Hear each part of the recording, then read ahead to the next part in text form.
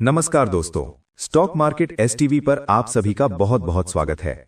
आज की इस वीडियो में हम बात करने वाले हैं ओएनजीसी यानी oil and natural gas corporation limited के बारे में। इस पूरे वीडियो में हम ओएनजीसी को फंडामेंटल और टेक्निकल दोनों एंगल से विस्तार से समझेंगे, इसलिए वीडियो को अंत तक जरूर देखिए। ओएनजीसी भारत की सबसे बड़ी ऑयल और गैस एक्सप्लोरेशन कंपनी है। ये एक सरकारी महारत्न कंपनी है जो कच्चे तेल और प्राकृतिक गैस की खोज, उत्पादन और बिक्री का काम करती है। भारत की घरेलू कच्चे तेल की जरूरतों का लगभग 70% हिस्सा ओएनजीसी पूरा करती है। कंपनी की मौजूदगी ऑनशोर और ऑफशोर दोनों क्षेत्रों में है और इसकी सब्सिडियरी कंपनियां भी अच्छा योगदान देती हैं। अभी ओएनजीसी का शेयर प्राइस लगभग 247.17 रुपए के आसपास ट्रेड कर रहा है। ये प्राइस अपने 52 वीक हाई 270.45 रुपए से थोड़ा नीचे और 52 वीक लो 205 रुपए से काफी ऊपर बना हुआ है, यानी लॉन्ग टर्म स्ट्रक्चर अभी भी सुरक्षित नजर आता है। वैल्यूएशन की बात करें तो ओएनजीसी का पीई रेशियो लगभग 8 से 9 के बीच है, जो मार्केट के हिसाब से और खासकर पीएसयू सेक्टर के हिसाब से काफी कम माना जाता है। इससे ये साफ संकेत मिलता है कि स्टॉक अभी भी अंडर वैल्यूड जोन में ट्रेड कर रहा है। ओएनजीसी की बुक वैल्यू लगभग 292 रुपए के आसपास है, जबकि शेयर प्राइस इससे नीचे ट्रेड कर रहा है। इसका मतलब यह हुआ कि कंपनी अपने बुक वैल्यू से नीचे मिल रही है, जो वैल्यू इन्वेस्टर्स के लिए एक पॉजिटिव संकेत माना जाता है। अब बात करते हैं रिटर्न रेशियो की। ओएनजीसी का आरओसीई लगभग 12% और आरओई लगभग 10.6% के आसपास है। पीएसयू कंपनी के हिसाब से ये आंकड़े ठीक ठाक माने जाते हैं, खासकर तब जब कंपनी कैपिटल इंटेंसिव बिजनेस में काम कर रही हो।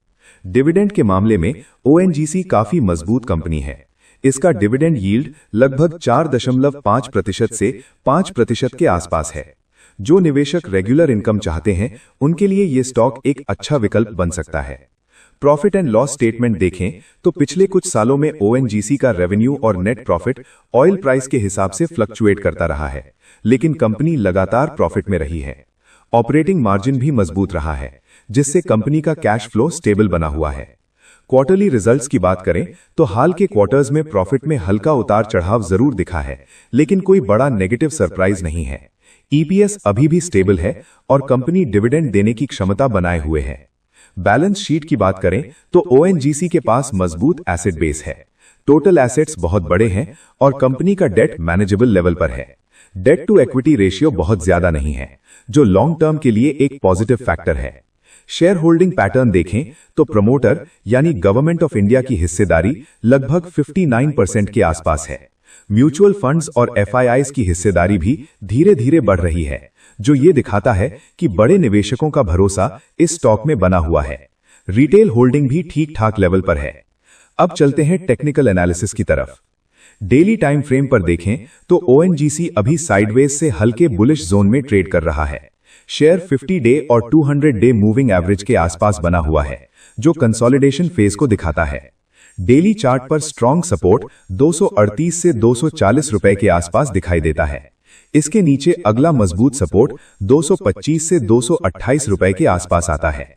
डेली चार्ट पर इमीडिएट रेजिस्टेंस 255 से 258 रुपए के आसपास है। अगर ये लेवल डिसाइसिवली टूटता है तो अगला रेजिस्टेंस 264 से 270 रुपए की रेंज में देखने को मिल सकता है। आरएसआई डेली चार्ट पर लगभग 55 से 60 के आसपास है, यानी न तो ओवरबॉट है और न ही ओवरसोल्ड। इसका मतलब यह है कि अभी स्टॉक में आगे मूवमेंट की गुंजाइश बनी हुई है। अब वीकली टाइम फ्रेम पर नजर डालते हैं।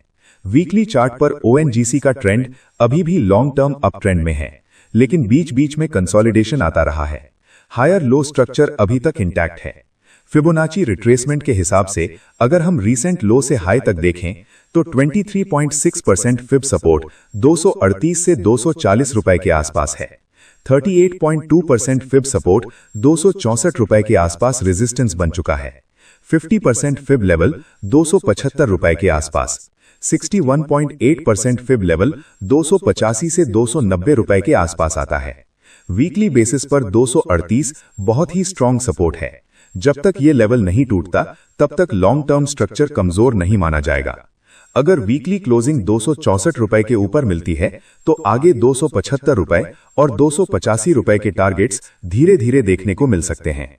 अब बात करते हैं ओवरऑल ओपिनियन की। फंडामेंटली देखा जाए तो ONGC एक मजबूत कंपनी है।